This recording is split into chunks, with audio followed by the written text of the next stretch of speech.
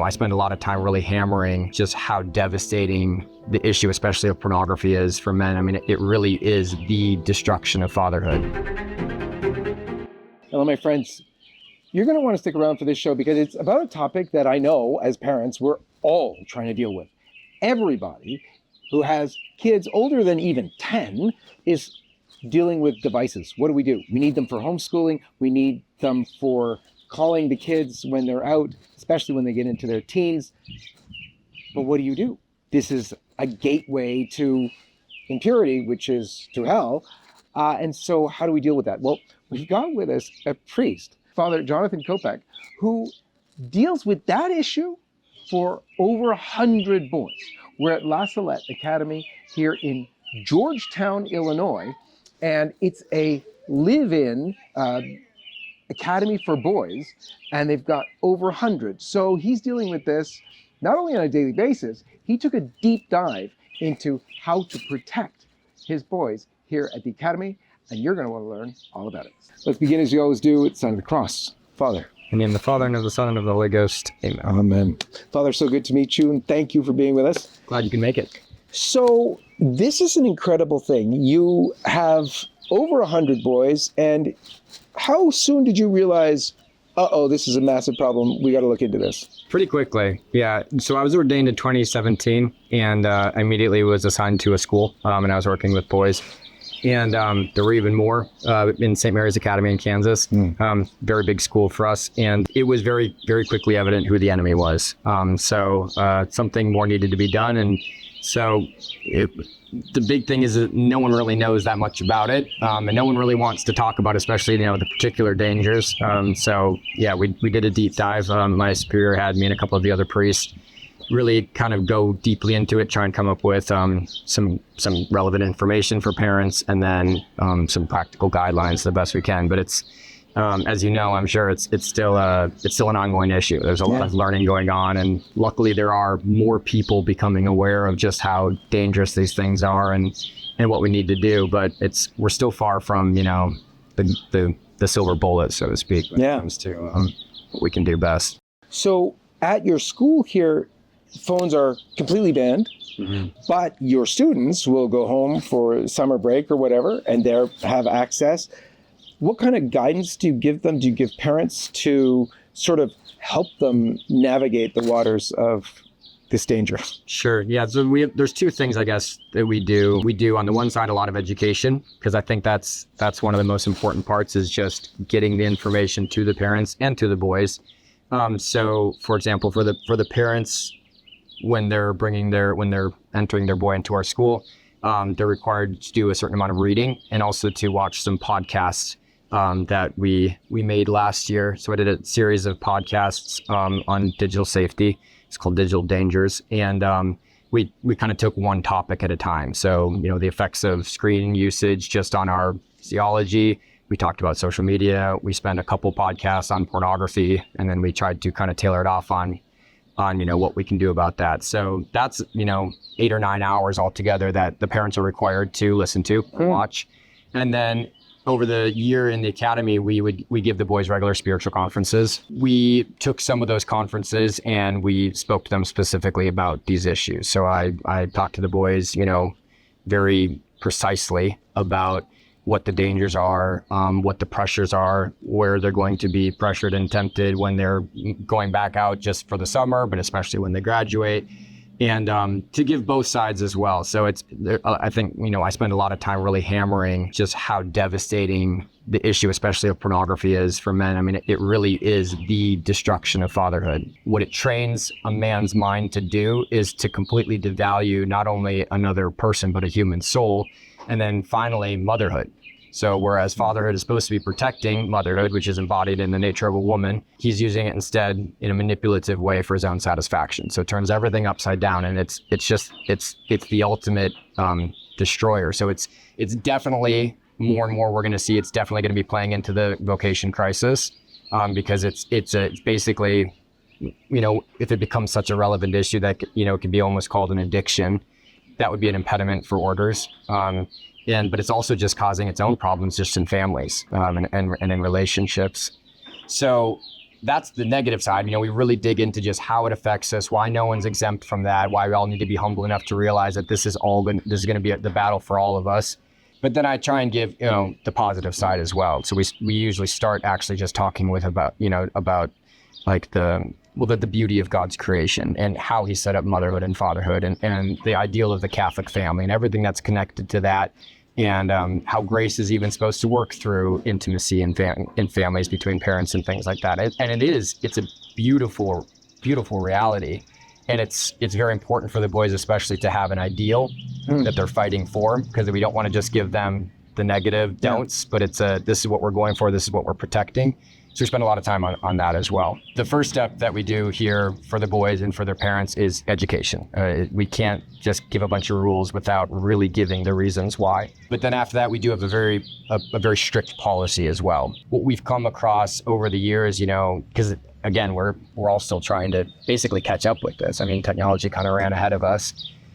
But the big question is, while they're getting to the age where they're going to be graduating anyway, they're going to be self-sufficient, they're going to need a phone and all the things, how do we best form them to have habits, good virtuous habits of purity and regulation and things like that. So the big question is, do you give them a little bit? How much access do you give them and things like that? Over the years, it seems like just because of how devastating the issue is once it becomes an issue, and also just because of just all the unnecessary other things as part of it, just the artificial social life, all that sort of thing. It's not just that the principle has come out like less is more for the youth. It's nothing is best, as much as possible. So after a lot of discussing and a lot of looking into things, we came up, at least with our academy here, our policy is no tolerance. So after we've given the education to the parents and we've asked them to look into the things, then we basically ask them, and it's something that works well with a boarding school because the parents kind of have to, be on board with the formation that we're giving in order for things to work.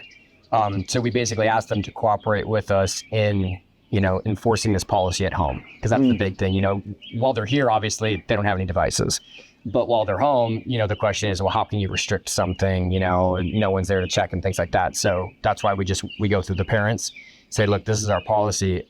For as long as your boy is enrolled in our school, he's not allowed to own his own smart device or his own, any sort of internet access device of his own, or have his own, social media platform or anything like that. If he is going to have some sort of, communication device, then the parents will have to basically show us, what kind of safety regulations they have, that everything's blocked and everything like that. And at the same time, we're giving them the resources to know how to do that. Here are the devices you should buy, here are the apps you should get, and things like that. And then it kind of closes out with, towards the very end of their senior year, just a couple months before their senior year, we do want to make sure that they're not just going to have to jump, straight into the ocean. So at that point, again, we work with the parents with saying, okay, well, talk to your son if he's going to be going to college and things like that. Here are the devices we would recommend. And at that point, in the last couple months, right before their graduation, that's when the parents are allowed to, get them something. And so that way it can all be set up. They can know how everything works. They have their apps downloaded and things like that, so that there, can be that segue without there being a big, crunch right at the end. So those are the two basic ways. It's very heavy on the education and giving the principles, positive and negative. Strict no tolerance when it comes to their personal devices. Like I said, it became clear over the years and with enough experience and discussion that it's just not worth it. It wasn't there was not enough good coming out of the risk that was involved. And again, not just for the worst things, but even just for their study habits, their way they think, their social mindset and things like that. And so that's where we ended up with the very strict policy. And then to give them the practical resources to kind of like help the segue at the end. Yes, Father. And what I liked as well is what you told me about alternatives for the boys. It's not enough to take the danger out of their hands if they have nothing else to do with their time. And so there at the school, you stay so busy and the boys stay busy, not just with work, but with good, positive things that the boys like to do. Like going around here, I saw you have such a rigorous sports program, and it extends all throughout the summer, as well as the other extracurricular things that the boys learn to do. You were explaining that each boy gets the opportunity to learn a musical instrument as well as singing. They are taught different techniques of art, of sculpting, of painting and drawing. They can learn archery, hunter's safety, or the finer workings of the chessboard. You know, I think that, as you said, by giving the boys so many other things to do that they love to do, you are providing them with an essential part of formation, an answer to the time that will be created by living differently from their peers with regard to technology. For U.S. residents, creating a will has never been easier. Thanks to My Legacy Will, an online platform free of charge, you can now create your own will and choose to include LifeSite news in it. Specify where your funeral will take place, the number of masses to be offered for your soul, and how your estate would be distributed. We would be deeply grateful if you remembered LifeSite news in your will. Visit mylegacywill.com/LifeSite news. Thank you for your support, and may God bless you. A lot of parents are going to say right away, oh, well, you know, does your segue even work? I mean, because they have no experience. They're thrown in like fish into a sea and it's all sharks and they're going to get completely eaten right away. Do you have a success rate of doing this and seeing what happens a few years down the road after they've, you know, come into a world where they needed to have use of devices and so on? Not yet, not per se, because it's a pretty new policy for us still. Just because, like I said, it's been kind of a work in progress. We don't have the experience to be able to say yet, you know, look, we've done this and these are the results. Well, we have an alumni association, so I keep in contact with the boys after they graduate, and so we'll be kind of gathering that together and seeing what worked well and what didn't work and things like that. But what I can say is, as far as your question goes, I can say that I have the experience with working with many young men to know that the virtue, the habit that's needed to use these things well and not just be thrown into the bunch of sharks is a very humble but clear mindset that says there are some things that are just never worth me getting into, ever.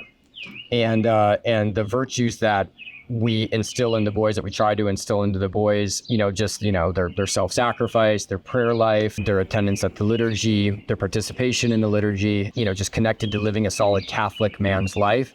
Frankly, those are the virtues that they need so much more than being able to know how to navigate well their screens, because they're going to take that virtue and then apply it to the task at hand.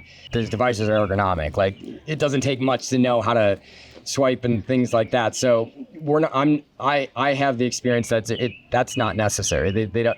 If what's necessary is to build those deep-rooted virtues, so that they have a hate for impurity and a love for a sacred and Catholic notion of love and a love for Jesus Christ.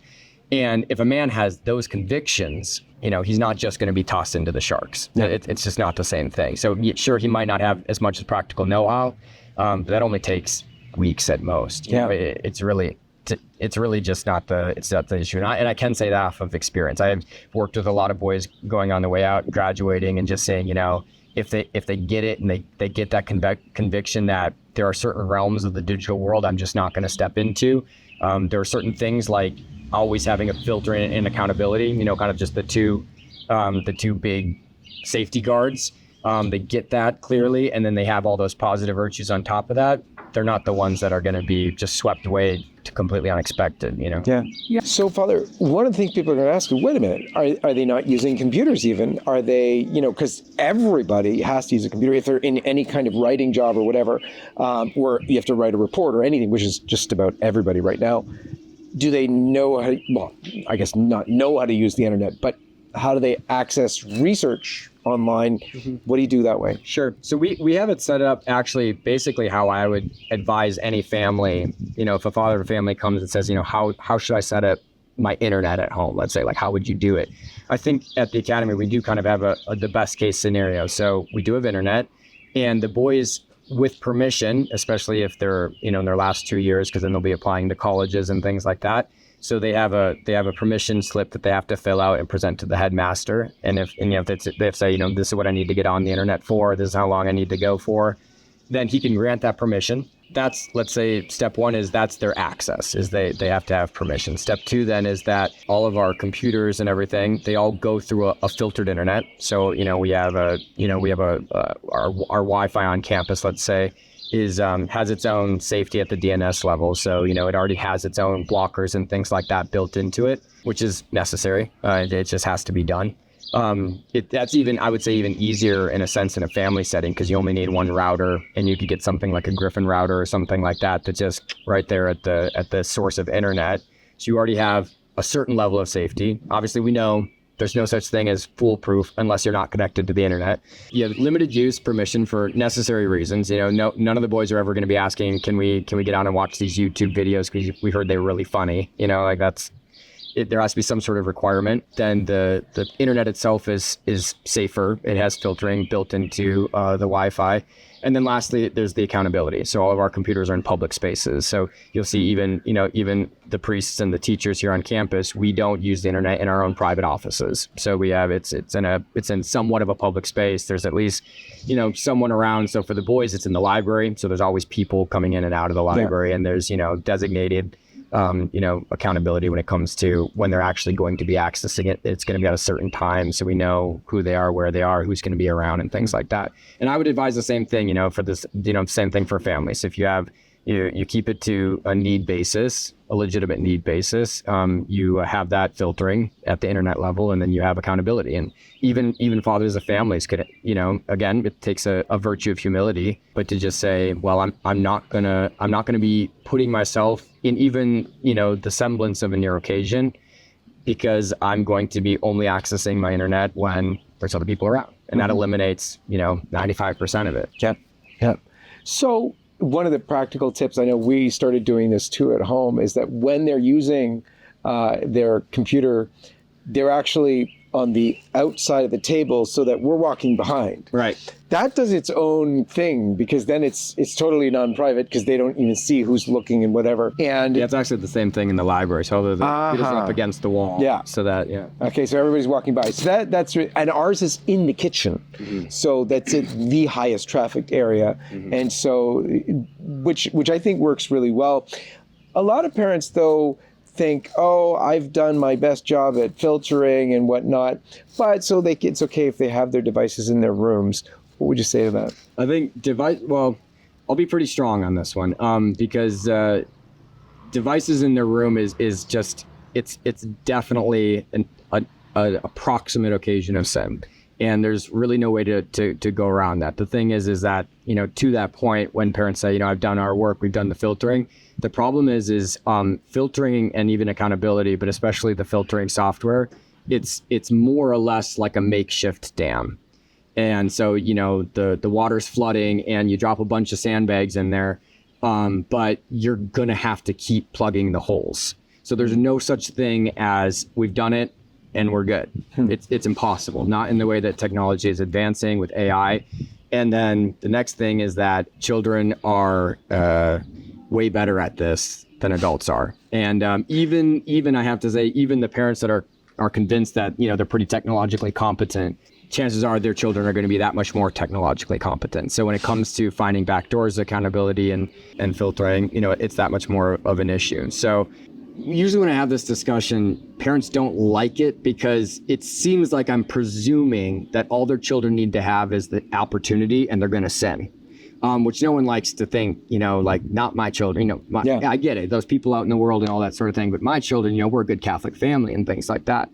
But the problem with that way of seeing it is that especially the younger they are, and especially, again, if they're boys, when we're talking about the specific danger of pornography, but social media brings its own danger as well, especially for young girls. But we're talking about something that's so powerful that it's disproportionate even to a good Catholic youth that's raised in a good Catholic family. It's disproportionate to their just ability to resist, in a sense. It really only takes a little bit of exposure. It only takes a little bit of temptation. And all of a sudden, you can give into curiosity for a moment, and that could be the spark. But the problem, that quickly follows upon that, especially with that sort of mindset, is that if that child is unfortunately weak enough to just even give into a little bit of curiosity, chances are they're not going to be confident enough to actually come talk to their parents about it then. So it becomes like this kind of this shame and fear of being in trouble. And we've kind of set them up for failure because we've given them their space, but then also we haven't continued the conversation. We haven't been building the trust and things like that. And then if we have this mindset that my kid could do no wrong, we're being unfair to them. It sounds maybe like a silly example, but if you had a silverback gorilla in your garage and you knew he was really, angry and he tries to kill everyone that comes into the garage, it doesn't matter, how many rosaries your children say on a daily basis. It doesn't matter, whether or not they make the sign of the cross with holy water when they walk into the garage. You're sending them to, their pain or maybe even their death, because that thing is physically stronger than them. When it comes to technology, the algorithms, the AI-based, push of material, that's extremely good at detecting young men or just young people in general. We're setting them up against a monster that's more powerful than their ability to regulate. And so it does not take a bad kid at all to get into trouble. And that's really, really important. It just takes a human being. It takes a human nature and a device. And that applies not only to children, it applies to all of us. If we're being honest and humble. Again, this is the relevant issue, the moral relevant issue of our day. It's not just children, it's everyone, especially men. My main point is that when it comes down to, if we think we've done enough, and so we can give some leeway in things that are objectively going to be dangerous, it's not fair to our children. It's not the way to do it.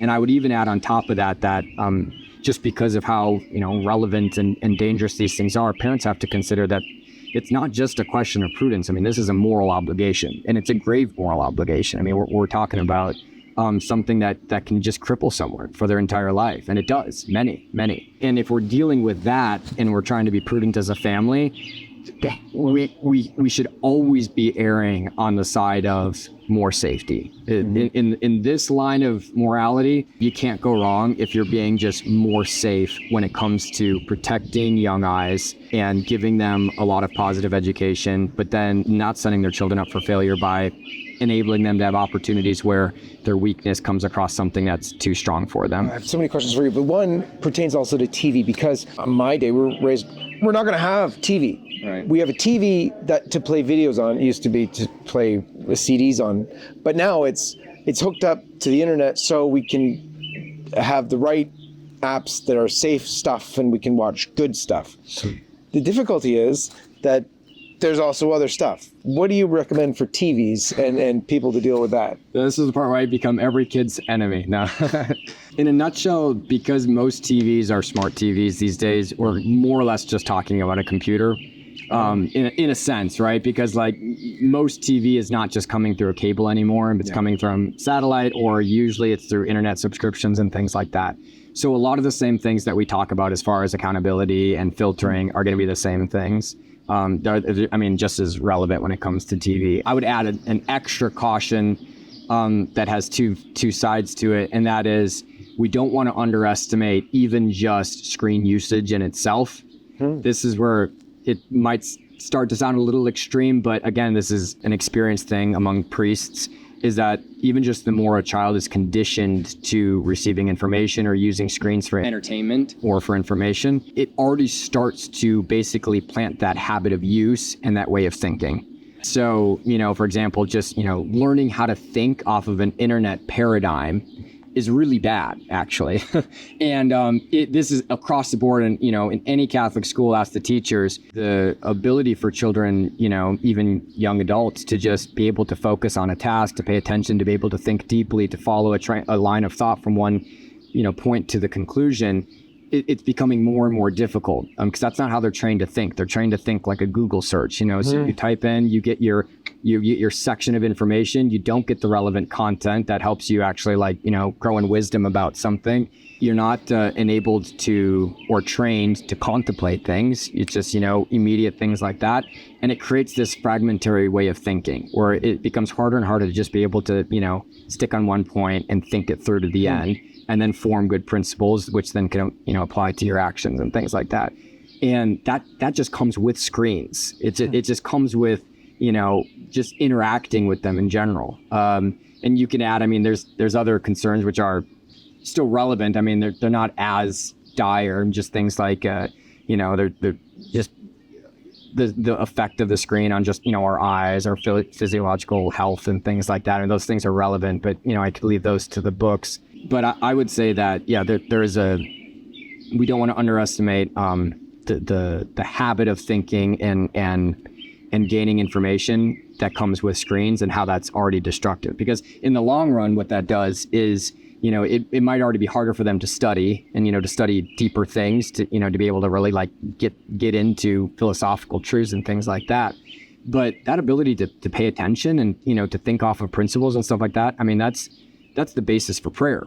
So, if anybody can, remotely agree that it's become difficult to, make it through a Hail Mary without losing our focus, there's a reason for that. We're not computers, so we're always going to have to deal with distraction. That's a human condition.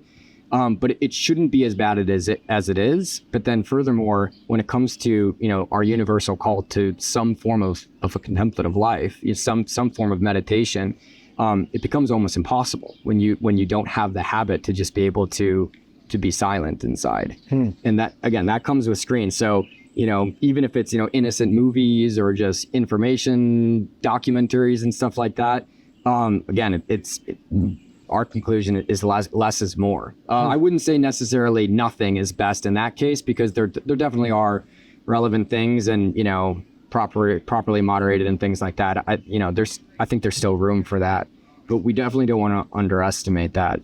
The other side of the TV question is the cultural aspect. And again, I think this is something that we don't normally pay that much attention to. We're kind of used to it, especially as an adult. You've kind of made your decisions. You've come across your principles. This is how I want to think. This is how I want to raise my family. This is how I want to treat myself. But we forget that children are always absorbing. They're not, that's where their principles come from. And so if they're absorbing everything around them, well, they're definitely absorbing the things that are most impacting on their attention, which is a screen. So if you watch your kid watch a movie and they're just glued into it, they're absorbing everything about that movie, not just the things that the adult is seeing, like the jokes and the colored shapes and the music, but they're absorbing a way of thinking. A way of, how parents treat their children, how girls dress out in public, what people do for fun, how a relationship should go and things like that. So, if there's a reason, for example, I think it's a relevant example, is that, our young Catholic youth are, many relationships are not Catholic, even among our good traditional families.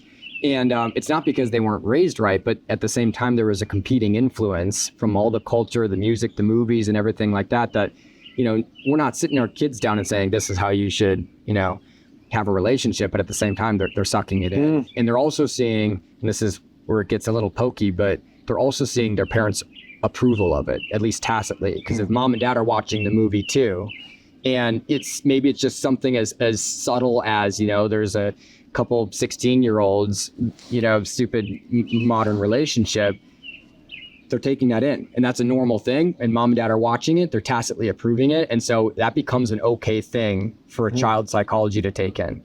So when it comes to TV, movies, I think that the best rule of thumb is make it more, need-based, much more moderated, and be very selective. And then even with that selection, obviously there's always room for good conversations. It's just like literature. Literature doesn't, I'm not saying that it always has to be, about saints, for sure, because then you'll only know about saints and you won't know anything about being a sinner.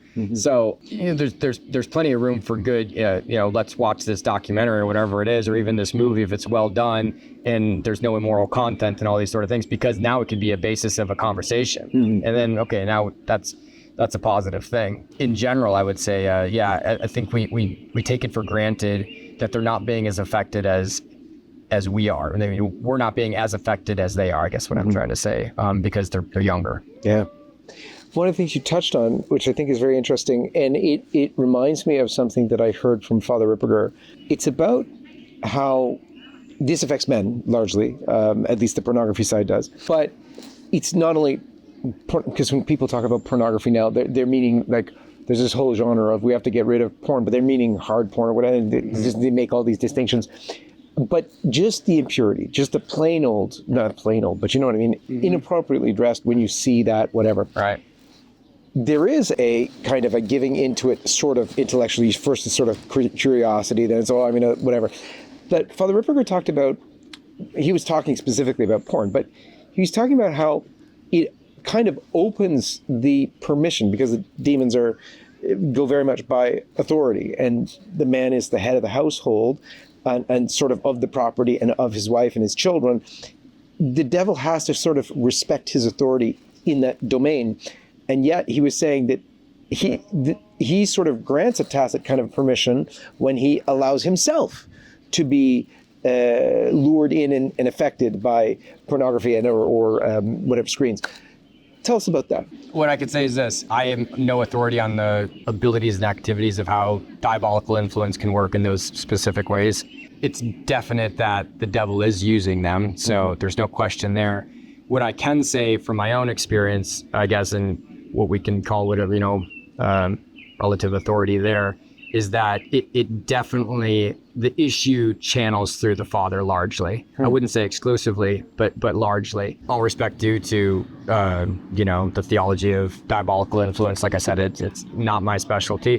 What I can say, let's say on some studying I've done on like the psychological aspect, let's say, of the father and his effect on his family, our mindsets and our principles are largely given to our children, even, let's say, subconsciously, in a way that you don't have to teach your son, strictly speaking, a virtue that you have yourself. And that's for two reasons. One is just because of the natural connection of a parent to their child, and those sort of things are passed.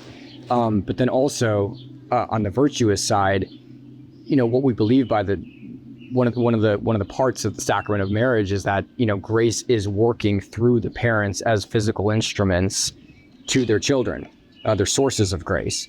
And so let's say if a father then is making his own mistakes, but especially in these particular realms, he is doing two things. He's blocking that grace. And so he's, in a sense, pulling the foundation out of the reason of his existence, really, in a sense, which then, blocks his children to be able to receive that virtue from them. So it's kind of the same thing, I would say, as what you were saying. But then also, let's say the pornographic mentality, let's say, it trickles into everything. It's not just a question of, committing mortal sins. It's how we see things. So how, for example, even just, how a man treats other people, whether or not he's fundamentally self-sacrificing or fundamentally manipulative and things like that. Like all of these things, just they will be affected by the vices and the virtues that we have. And so from that perspective, I can absolutely agree, that the devil's let in when he's given that access through the father of the family. Absolutely. Stunning. If we can conclude just with some advice that you might give, any that we haven't discussed, maybe just a few points that you would like to point parents to. So yeah, the advice I would give to parents would come down to, again, it's always going to start with principles. So don't be afraid to get as educated on these matters as possible. Again, no one wants to have to talk about it. No one really even wants to know more about it. But unfortunately, this issue is not going away whatsoever, specifically the pornography issue, but the technology issue in general. We need to know just as much as we can about this, and we need to share that information with each other. Otherwise, we're going to just continue to see increases of abuse and losses of vocations and destroyed families. It's going to be tied into that. So to learn as much as we can. And then immediately following off of that is communicate. Parents need to talk to each other about it, and they need to give positive education to their children. If I were to sum up in one word, the best thing that a parent can do for their child when it comes to digital safety is trust.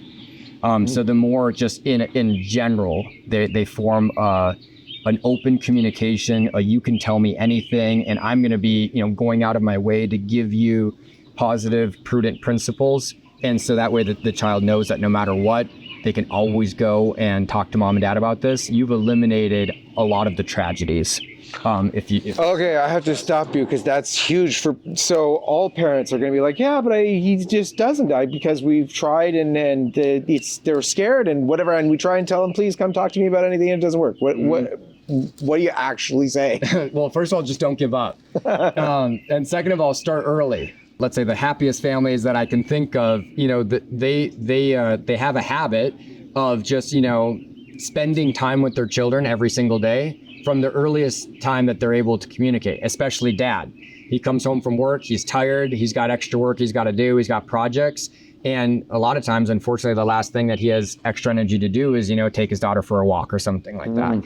But it's that sort of thing more than just what do I say. It's the relationship of trust, especially the relationship of fatherhood, which is so crucial. And, if someone says, okay, well, we're going to try that, but still, what do I say? Sometimes it's just, you just keep saying it over and over again, if you're worried about something, for example, you keep going back without nagging, but you just keep opening the door. Hey, I can tell something's troubling you. When you're ready, I'm here, whatever. So something like that. You're opening the door. You're trying to continually make them comfortable, and trying to continue to build that trust. Another, I guess, practical positive thing to say is, actually give them information about, the mysteries of God's creation and the relationship between a man and a woman. Like, if you're stepping ahead of their curiosity and the development of their mind and body, then you could already be giving them ammunition so that they already have something in their pocket to know, oh, yeah, dad mentioned this. I can go talk to him about it because he already told me a little bit about it. And he said that when I notice, I can come talk to him about it. And you've eliminated this. I've waited until he's 16, and then all of a sudden I try and dump everything on him. And the boy, he's probably thinking you're 3 years too late. And dad makes a mess of it anyway, because he's so nervous. But the younger they are, they don't know. You're the parent, just give me information. And you can give it in an age-appropriate way. I don't know if am I allowed to give book recommendations? Please do. So the best book I've read on this is by a priest named Father Henry Sattler. It's called Parents, Children, and the Facts of Life. It's an excellent read. I highly recommend it for this specific question, because he starts at, age 2. And he says, the moment you're able to start using words with your children, you can already be giving them, relevant information, age-appropriate information, and what's most importantly is reverent information. Because we don't want our children growing up thinking that there's things intrinsically bad about themselves or their bodies, or the temptations that they have mean that there's something evil about them. But rather we want to give them from their earliest years a sense of, wow, this is something sacred. This is something I need to protect. And the earlier you start that, and the more you keep your eyes on it, parents keep talking to each other. You make sure that as they get older, if nothing's come up, you still intentionally put information out there. There's different milestones and things like that. Like I said, Father Sattler in that book does a great job. And I'm not even sure where he's from, but I really appreciated his work. Wow. So I highly recommend that to parents. And then last, I think just as they get older, even if let's say they already are older and you didn't have the time or the knowledge, the experience, the confidence a lot of times to tackle those things early on, it's never too late. It really isn't. What I mean by that is never too late to start. Yeah. It may be too late to have prevented things from going wrong. That's not only possible, it's likely if a parent's waited too long. But it's never too late to start. And it's even, never too late to just be humble about that start. Like the older your children are, the more they need to be cooperated with like adults, and not just told, hey, by the way, I watched this news thing and you're not supposed to do this, okay?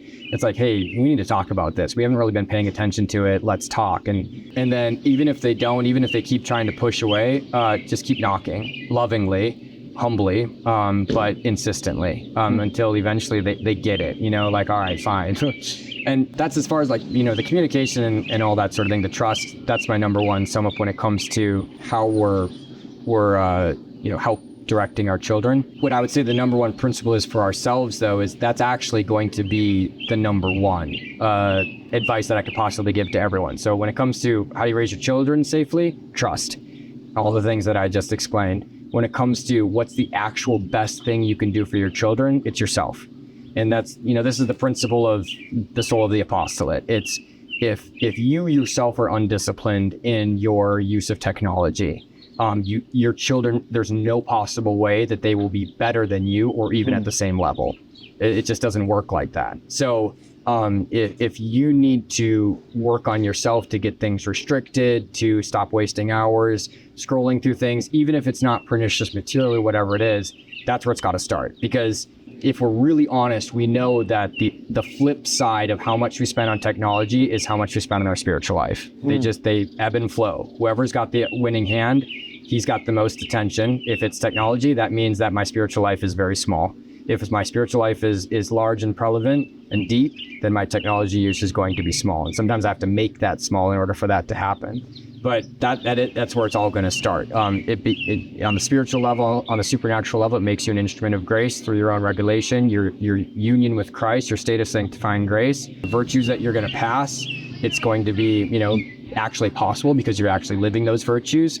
But then even just the practical things like the example you're giving, how much you're using, how you're using and things like that, and how you're communicating that use, all of those things are only going to be possible if you're actually living it. If dad's wasting his time on YouTube every night and then he tells his son that he shouldn't, be watching, it's not going to work. Yeah. So it's for children, it's form that trust. But overall, for ourselves, for our families, for the whole picture, it's our own spiritual life, our own life of grace, and then therefore our own necessary prudent regulation when it comes to technology. Beautiful. Father Kopec, thank you so very much. Sure God thing. bless you. God bless you. And I don't know if it's allowed, but can you give everyone your blessing? I can't. I try. Yeah. I don't know if that's. if you wouldn't mind doing that, that would be awesome. I will give a blessing. Yes. Yeah. Okay. Benedictio omnipotentis, Patris et Filii Spiritus Sancti, descendat super vos et manet semper. Amen. Amen. Thank you so much, Father. God bless you. Thank you. And God bless all of you. And we'll see you next time. Aloha everyone, this is Jason Jones for LifeSide News. We hope you enjoyed this video. For more content like this, check the link in the description. You can also connect with us on social media to stay up to date with the latest news on life, faith, family, and freedom. Thanks for watching, and may God bless you.